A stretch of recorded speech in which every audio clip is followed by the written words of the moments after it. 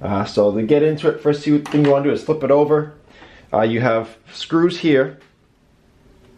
You also have 4 screws hidden under the feet. Some computers like doing that, so be careful of that. So I use a little flathead screwdriver. I just go into here and take the feet off. They're held on by double-sided tape, so they come off pretty easily. And if you want to salvage that tape, you can get these back on there pretty easily too, but I'm just ripping it off for the video. If you guys would like any help with tools or supplies for your computer project, as well as any of the replacement or upgrade parts for this specific model computer, I will have a link above, also below in the description, and it will be a list of all the tools and supplies that I use in my shop, as well as the replacement parts for this computer.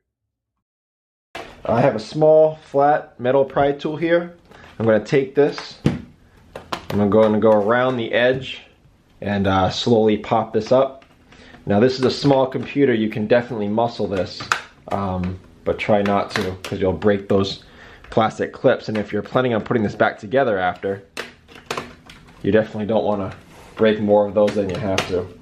If you're looking for a more specific video on how to do a touchpad issue or how to do a screen, the links will be down below, so you don't have to sit through the whole teardown. Oh, check it out, I missed a screw. Wonder why it's too hard to take. See, so again, I could have muscled that off, but the moment you face resistance, stop, see if you missed any screws, because you don't want to muscle it off if you don't have to. But that comes off fairly easily. The little hinge cover back here, this thing just pops off.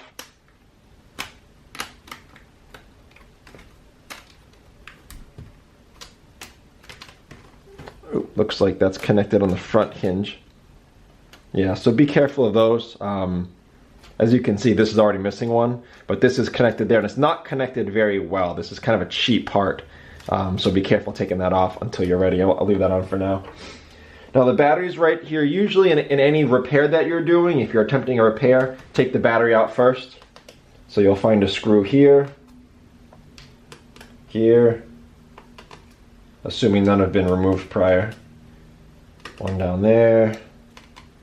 One down there. Quite a lot of screws for the battery. One down here. And one here. So this battery comes up, and the connector that it's in, it just pops up. So just pops up like that. There's a little yellow piece of tape here. I'm going to take that up, but I always save these. That comes loose sometimes, so you kind of want to save it to put it back down. And again, it's the same clip we saw on the motherboard. Pops up to release, down to secure. But this one's very tiny, so be careful you don't break it. So we'll pop that back down. That one's very easily breakable. And then you have this tape right here. I always like keeping this stuff. I figure if they put it in here, it's good.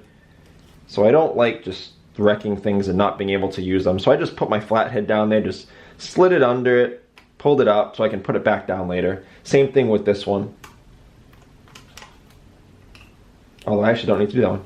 So the way to get the touchpad out of here, it's kind of interesting. These plastic arms here, they're held down by double-sided tape. So I'm going to go slowly. I'm going to put my flat screwdriver under it and then just rotate it out. Try to slowly get that up. There you go. Slide it all the way up under this one. Alright, then I'll do the same on the next one. Sometimes you break these when you're doing this. It's not the end of the earth if you break them, because they stick back down, but it's better if you don't. Okay, so those are kind of up, see? They're kind of unstuck. I'm just going to open this up a little bit. I'm going to push down on my touchpad. There you go. So there's your touchpad, it comes right out. It's usually held on by double-sided tape. Sometimes these things get stuck, you lose your double-click feature. We'll have a video link down below on how to stop that from happening, because oftentimes it's not broken. You just need to clean it out. That's how you would take your touchpad out. If you have any questions or comments, please leave them below. We try to get back to you at least twice a day. And if you need any help with anything, let us know. We'll help you out. Thank you for watching.